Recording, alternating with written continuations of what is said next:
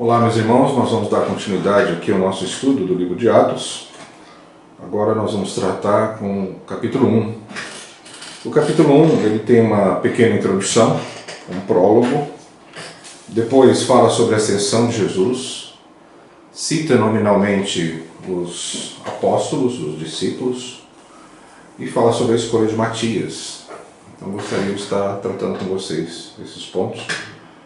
Mas gostaria de colocar aquilo que nós podemos chamar de os 4 grandes fundamentos, ou melhor, as ferramentas que Deus deu à igreja, aos discípulos, aos apóstolos para a expansão do Evangelho naquela época, na igreja primitiva.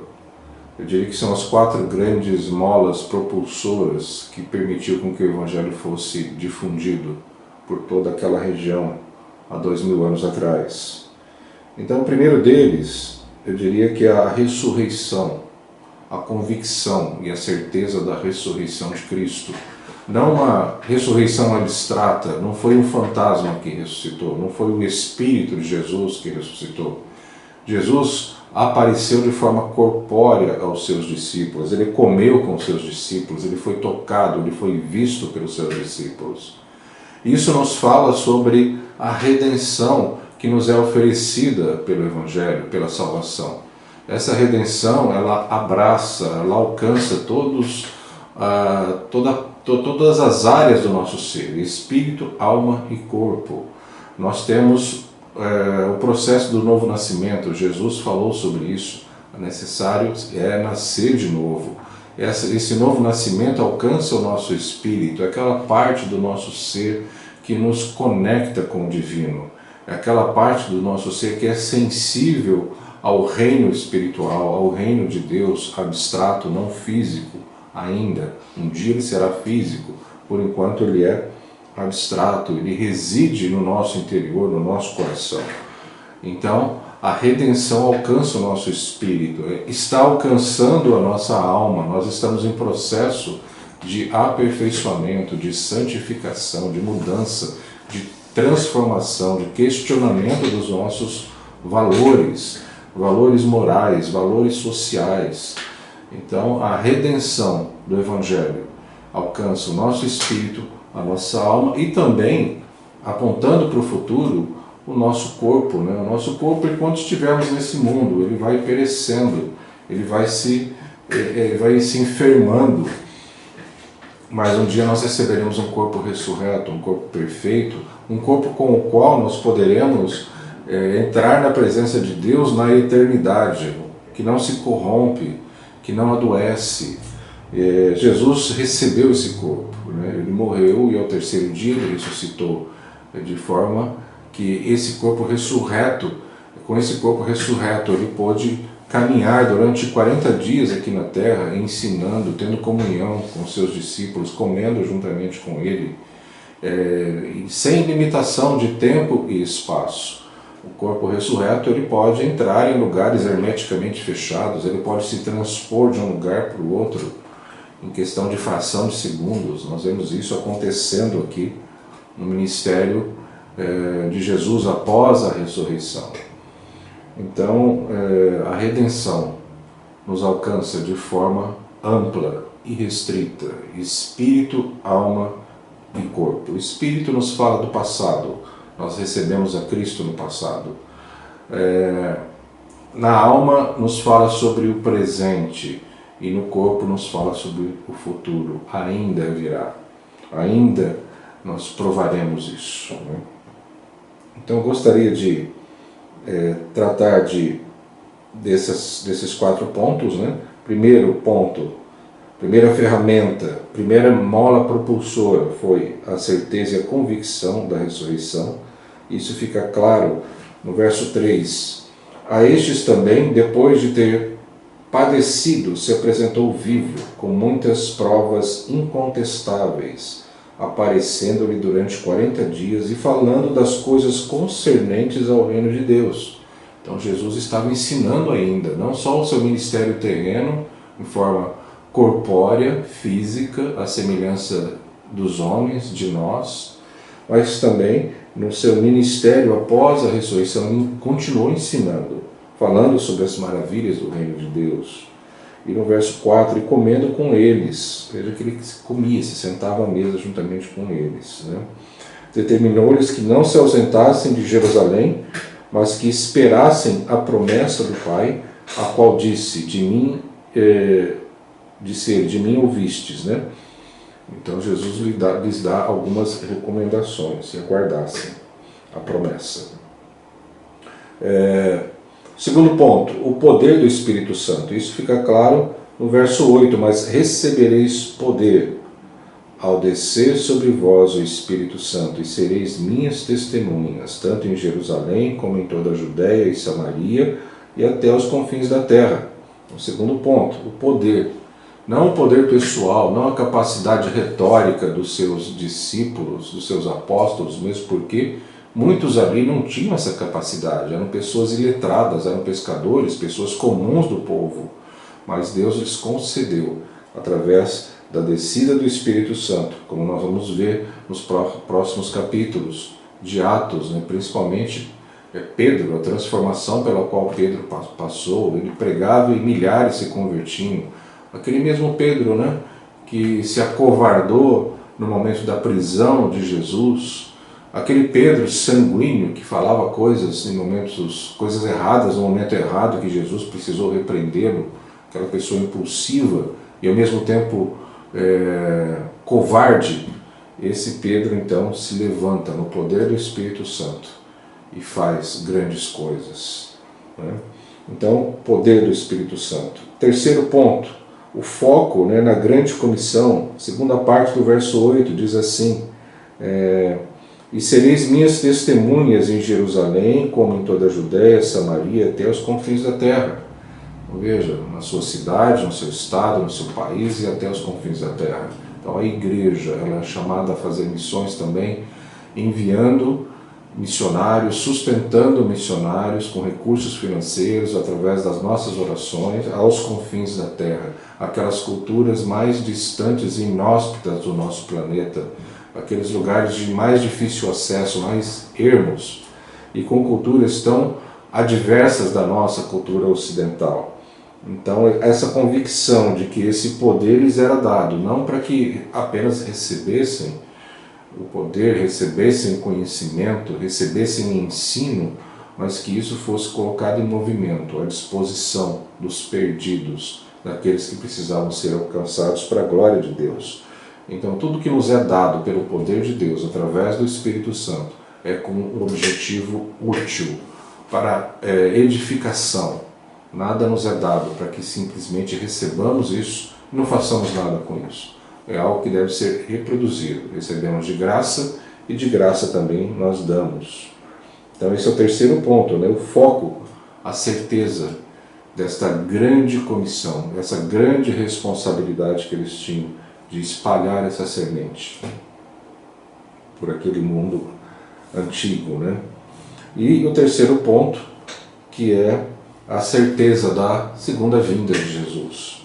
E isso fica claro a partir do verso 9. Vamos ler a partir do verso 9 para entendermos o contexto. Nós estamos aqui naquele trecho em que Jesus é assunto aos céus. Ele dá algumas instruções e ele vai para o Pai. Então seus discípulos ficam olhando aquela cena. E aí, no verso 9, o relato continua. Ditas estas palavras, foi Jesus elevado às alturas à vista deles, e uma nuvem o encobriu dos seus olhos. Estando eles com os olhos fitos no céu enquanto Jesus subia, eis que 2 varões vestidos de branco se puseram ao lado deles. E lhes disseram, varões galileus, por que estáis olhando para as alturas? Este Jesus, que dentre vós foi assunto ao céu, virá do modo como viste subir. Então, esse seria o quarto ponto importante. A certeza de que Jesus viria segunda vez. Jesus virá buscar a sua igreja, esse é o grande arrebatamento, a noiva. Essa noiva participará de uma grande festa, né, chamada as Bodas do Cordeiro. Será um período de 7 anos em que as pessoas que aqui ficarem, elas passarão pelos 7 anos da grande tribulação. Ao findar esse período de 7 anos, Jesus vem juntamente com seus exércitos, com seus santos, implantar o reinado milenar físico, e nós provaremos, as nações experimentarão o que significa uma verdadeira teocracia. Muitos sistemas políticos foram tentados, né? O comunismo, que se provou ineficiente, o capitalismo, que se está provando ineficiente também. Dentro do capitalismo, a concentração de renda, mostram os números, os dados, as estatísticas têm aumentado muito, ou seja, os ricos se tornam cada vez mais ricos e os pobres se tornam cada vez mais pobres. Então o comunismo, o capitalismo não resolveu o problema da humanidade, mas a verdadeira teocracia, com Jesus reinando, esse sim será um sistema perfeito. Nada mais, nada menos do que o Cordeiro de Deus, o leão da tribo de Judá, aquele que venceu a morte e nos resgatou. Esse será o nosso rei, implantará o seu reinado de 1000 anos aqui na terra. Então, aqui essa expressão, no verso 11, né? No final do verso 11, virá do modo como vistes subir. Então Jesus virá a segunda vez. Esses 4 pontos, recordando: ressurreição, poder do Espírito Santo, o foco na grande comissão e, por fim, a certeza da segunda vinda de Jesus. Depois, no verso 12, nós temos aí os discípulos em Jerusalém, que são citados. Num primeiro momento, eles estavam todos concentrados ali em Jerusalém. A igreja, ela se compunha no seu início, no seu nascedouro, basicamente por judeus convertidos. Depois ela foi se expandindo, né, alcançando os romanos, os gregos, os gentios de uma forma geral. Então nós vemos que existe um movimento de concêntrico e de expansão em relação a Jerusalém. Então, no primeiro momento, o Evangelho, os fatos relatados nos Evangelhos, né, se concentram em Jerusalém. Então existe uma afluência, uma atenção, um foco em Jerusalém. Agora o processo se inverte. Existe um foco na dispersão. Depois nós vamos ver aqui que vai haver uma grande diáspora, aqueles discípulos todos que estavam concentrados ali em Jerusalém, em função da perseguição, são obrigados a se mudar para outros lugares. Então houve uma grande expansão do Evangelho. Então o movimento agora de expansão, o ponto central, ponto zero é Jerusalém, e agora começa a atingir toda aquela região, todas as outras cidades circunvizinhas, as outras nações, os outros povos, né? Depois nós vemos Antioquia se estabelecendo como uma base evangelística naquela época também. Então já um processo de expansão. Jerusalém não é mais o centro, mas os confins da terra se tornam o centro do Evangelho, né? E por fim, a partir do verso 15, Pedro se levanta diante da Assembleia, dizendo que era necessário ocupar o lugar de Judas Iscariotes, que havia se matado. Ele vendeu Jesus por 30 moedas de prata, e ele então devolve essas moedas de prata para os líderes religiosos judeus da época, e esse dinheiro é usado para comprar uma propriedade chamada Campo de Sangue. E ali então Pedro defende a tese de que é necessário que alguém ocupe o lugar, né, de Judas Iscariotes, fechando então o número de 12 apóstolos. No verso 17 diz assim: porque ele era contado entre nós e teve parte neste ministério. Então Judas Iscariotes foi colocado pela presciência de Deus naquela posição. Ele estava ali participando dos 12, e a Bíblia diz que ele foi escolhido para a perdição, e ele foi colocado ali justamente para atrair Jesus. Então isso fazia parte do plano de Deus, da redenção, do nosso resgate. Tudo já estava pré-determinado. Então Deus, em momento algum, é pego de surpresa. Às vezes nós achamos que algumas situações da nossa vida, da própria vida da igreja, é como um percalço, né? Que Deus já não sabia disso de antemão, porque Ele é onisciente, Ele sabe do futuro, Ele sabe o que vai acontecer. Então Deus interage ativamente com a sua criação e nos chama a participar desse plano que Ele já estabeleceu. Então existe uma grande honra e uma grande responsabilidade quando nós somos chamados a participar desse projeto, desse plano de Deus já pré-estabelecido, já determinado. Então o fato de Judas ter traído Jesus não pegou Deus de calças curtas, não pegou Deus de surpresa. Deus, mas poxa, não tinha planejado isso de forma nenhuma. Deus é Deus, Ele conhece todas as coisas, né? Porque ele no verso 20, porque está escrito no livro dos Salmos, então já estava pré-determinado isso milhares de anos antes de acontecer.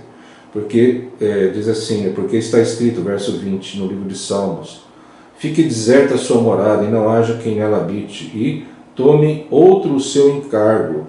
Então aqui Pedro está usando o Salmo 55, se não me falha a memória, é isso mesmo, 55, para poder basear a sua tese, né, de que era necessário ocupar o lugar. E aí eles lançam sortes, escolhem lá um sujeito chamado Matias, que faz parte agora dos 12. Não se fala muito sobre Matias. Verso 26 diz assim, e lançaram em sortes, vindo a sorte recair sobre Matias, sendo-lhe então votado o lugar com os 11 apóstolos. Matias faz parte então dos 12. Depois surge Paulo, né? Alguns dizem que Paulo ocupou o lugar de Judas, mas teologicamente não dá para defender essa tese. Mas Matias sim, embora não fosse citado, né? não tivesse assim um ministério proeminente como o de Paulo, mas ele passou a fazer parte dos 12. Paulo também chamado apóstolo. Na verdade, para receber esse título de apóstolo, era necessário ter contato pessoal com Jesus, ou então estar muito próximo ali dos 12 apóstolos, ou dos discípulos, né? Era essa a prerrogativa necessária para se receber o título de apóstolo, o ofício de apóstolo. Paulo recebeu esse ofício porque ele teve contato com Cristo ressurreto. Lhes foram dadas grandes revelações e muitos ensinos que ele compartilhou com a igreja, fez parte da implantação de igrejas em várias cidades. Então ele foi chamado também de apóstolo, embora não tivesse tido esse título, esse contato físico com Jesus. Ele teve sim com o Cristo ressurreto. E eles lançaram sortes, um pouco enigmático para nós, os crentes, lançar sortes para descobrir qual é a vontade de Deus, mas foi a última vez em que esse procedimento foi citado aqui na Bíblia. Isso era comum no Velho Testamento. Para se discernir, saber qual é a vontade de Deus, eles lançavam sortes, né? Existiam umas pedrinhas lá que eles usavam para isso, para saber a vontade de Deus. Mas agora não mais é necessário, porque nós temos o Espírito Santo de Deus habitando dentro de nós, fazendo parte da liderança da comunidade, da igreja, e esse Espírito Santo nos revela, através de vários sinais, de várias formas, de várias ferramentas, o testemunho interior, a vontade de Deus, portas que se abrem, portas que se fecham. Em um dado momento também, Paulo intentou ir para um lugar, mas o Espírito impediu que eles fossem. Então, as circunstâncias abrindo e fechando portas também revelam a vontade de Deus. A palavra de Deus, que eu diria que é o sinal mais importante, mais fidedigno para se tomar qualquer decisão, o balizamento, os parâmetros, os princípios da palavra de Deus são fundamentais para isso, né? Não só um desses elementos tomados isoladamente podem nos direcionar na condução da igreja, da nossa vida pessoal, mas todo esse leque de possibilidades devem ser levados em consideração, dando toda a primazia, né, e importância à própria palavra de Deus, né? Então eles lançaram sortes e agora, daqui para frente, não é necessário mais lançar sortes. Nós temos o Espírito Santo de Deus habitando dentro de nós. Muito obrigado, meus irmãos. Terminamos aqui o capítulo 1. Até o nosso próximo estudo. Deus abençoe a todos.